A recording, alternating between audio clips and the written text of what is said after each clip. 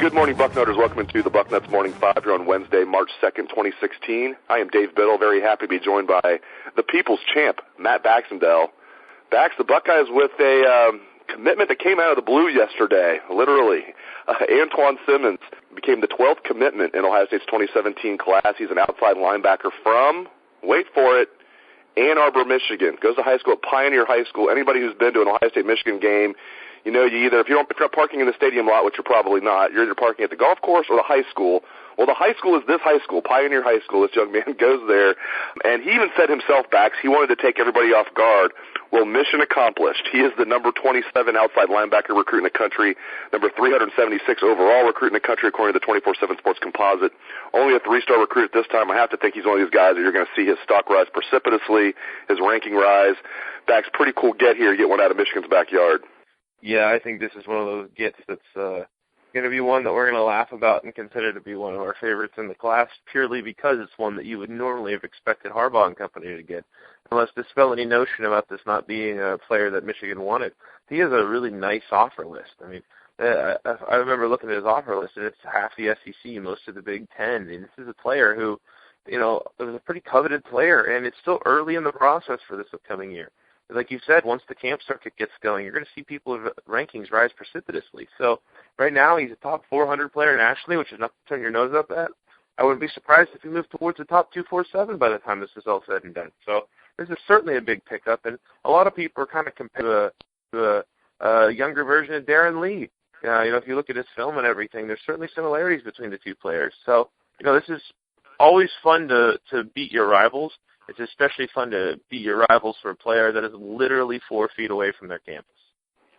There's been some concern from Buckeye fans that Shaun Wade, member of Ohio State's 2017 class from Jacksonville, one of only 2 5-star players in the class, along with Josh Myers, offensive tackle from Miamisburg. Josh Myers is the highest-ranked player in the class. Shaun Wade, second-ranked player in the class.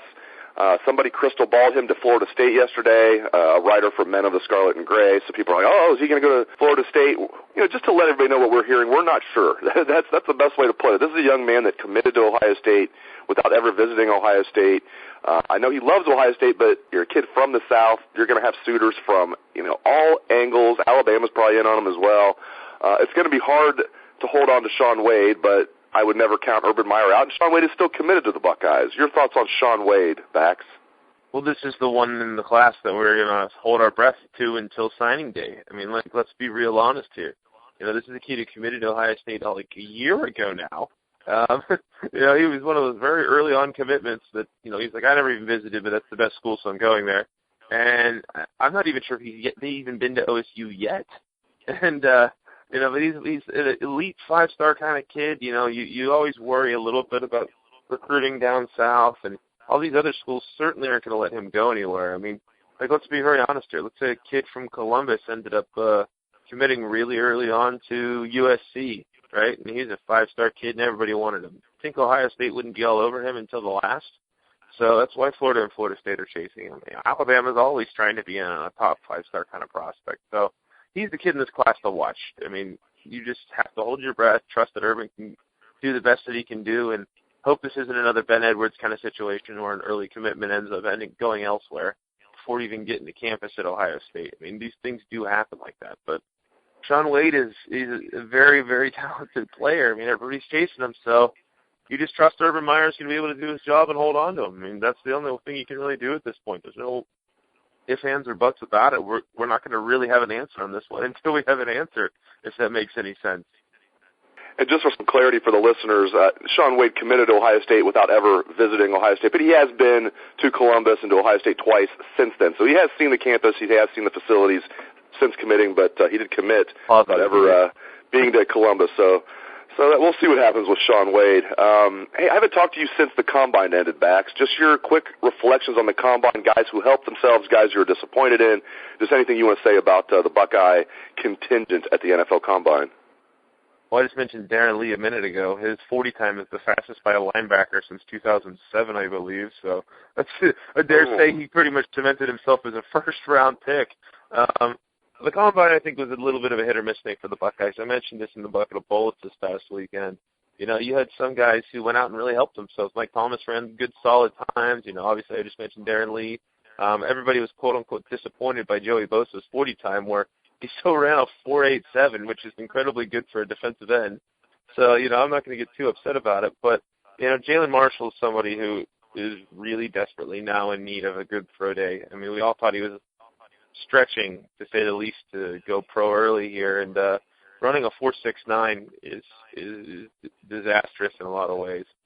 He's going to have to really put together a strong pro day because right now, I think most of us expected it going into the Combine that Jalen was a 4th, 5th, 6th, 7th round pick, something like that. He can't have 740 at OSU's pro day, or he may not find himself getting drafted, and that would be just a complete disaster for him. You know, it seemed like it was kind of a rough day for the Buckeyes in general with running a 40 that day. Braxton surprised a lot of people by not running a 4.4 something. I think 4.50 was his best time. But, you know, I don't think that hurts him as much. The NFL teams are more interested in his ability to run with the ball after the catch. So that's going to give him an opportunity to succeed, I believe. But, you know, it was one of those things when you have 13, 14 people that are potentially getting drafted here. Some of them are going to succeed and some of them aren't going to do as well. So, you know, it's one of those things where it's a glorified underwear Olympics, and you just have to try to not fail the test. Like, unless you go out and you do something incredible like Darren Lee did, you're just trying to maintain your status quo until you get back to Ohio State for your pro day, where your times are going to be faster anyways. That's what happens every year. You see them run a tenth of a second lower on a 40 time more often than not. Maybe it's a faster track at OSU. Maybe they're more comfortable in their home environment. I'm not sure really what it is. But they seem to put up better numbers on campus than they do in Indianapolis. Let's close the show with some Ohio State basketball. The Buckeyes will travel to Michigan State regular season finale on Saturday. Will be televised by ESPN. Tip-off is at noon, high noon in East Lansing on Saturday, televised by ESPN. I think if the Buckeyes win this game, they're in the NCAA tournament. That being said, I do not think they're going to win this game. I mean, talk about the worst game you could possibly have in the Big Ten for a kind of a must-win game at Michigan State. I couldn't think of any worse scenario. I mean, Michigan State at home would be better. I'd rather play at Maryland than at Michigan State, even though Ohio State got crushed at Maryland earlier this year. And I do think back, even if they lose to Michigan State, if they're able to win 2 games in the Big Ten tournament, you know, that would put them at 21 and 12 overall. I think, you know, because obviously they'll also then lose a game in the Big Ten tournament. I think that would be enough to get in. So if they lose to Michigan State, I think they need to win 2 in the Big Ten tournament. If they beat Michigan State, they're in. That's my take. What's your take? Pretty much the exact same thing you just said. Win and they're in. And honestly, I'm really impressed to say that about this team after the way the season started. Do people forget how many games they lost in the early part of the season? We were really wondering if this team was even going to finish 500. Now we're talking about a team that has a chance to win a dozen games in the Big Ten this year and continuing that modest 20-win streak. I mean, back in November and December, we were saying that the 20-win streak was over. And now this team is right there.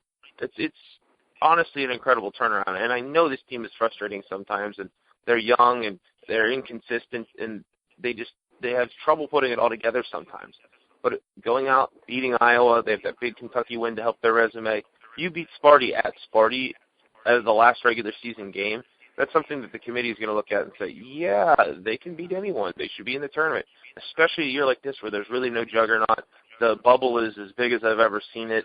You know, Ohio State being in position to even be talked about being in the tournament right now is an accomplishment.